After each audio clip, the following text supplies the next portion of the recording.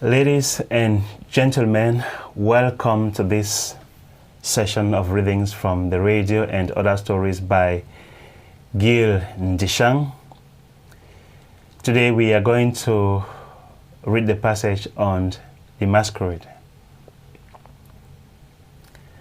After the burial, the Masquerade made its appearance. It was the feathered masquerade with a wooden mask known as Mabo. It is amongst the very inoffensive and benevolent masquerade in Boomland, specialized in various celebrations, rituals, and funeral ceremonies. The charcoal black face of the Mabo with its popped chubby cheeks and bulbous eyes is a veritable image of musified ancestral lamentation. While the facial masks of most masquerades inspire fear and awe, that of the Mabo is an open plea, a plea for sympathy, a plea for empathy. It is somewhat the effeminate version of the sprightly, swift, sharp-mouthed and spear-shooting masquerade known as the One of the Ngiri society.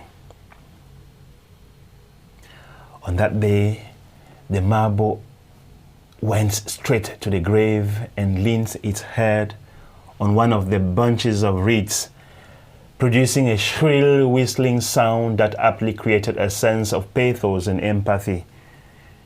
It then went and sat at the feet of the village faun before proceeding to where the close relatives of the deceased were seated.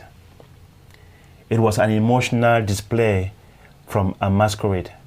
It brought tears down the cheeks of many, including the Christians and the Muslims alike.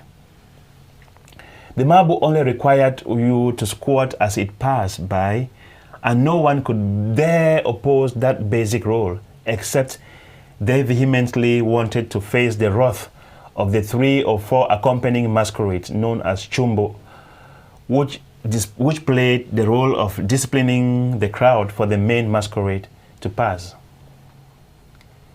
They were to the main masquerade what church ushers were to the church dignitaries, but were usually much more forceful and steadfast in disciplining any renegades. Bystanders shouted, "Chong Tasai, Chong Tasai," to calm down the Chumbo as the latter hit the sticks in their hands menacingly on the ground, compelling everyone to squat and give way for the Mabo. That was followed by finger snapping to indicate to the Mabo that the coast was clear for its passage. The display was brief, and as soon as Mabo had consoled the most affected family members, it made its way back to the palace, but not without collecting its jug of raffia palm wine and a full-grown hen as tradition required. For Mabo to go out and come back to the palace without a hen or a cock was anathema. That is why its body is covered with hen and cock feathers. The jug of palm wine was often carried by someone chosen by the bellman who, while the latter clapped the wings of the quacking hen under his armpit, he held the pitch bell in between his left hand and forehand while tapping on it rhythmically with a wooden stick. The bellman was the bondsman of the group, and with the sound of his bell, he determined the rhythm and tempo of the display.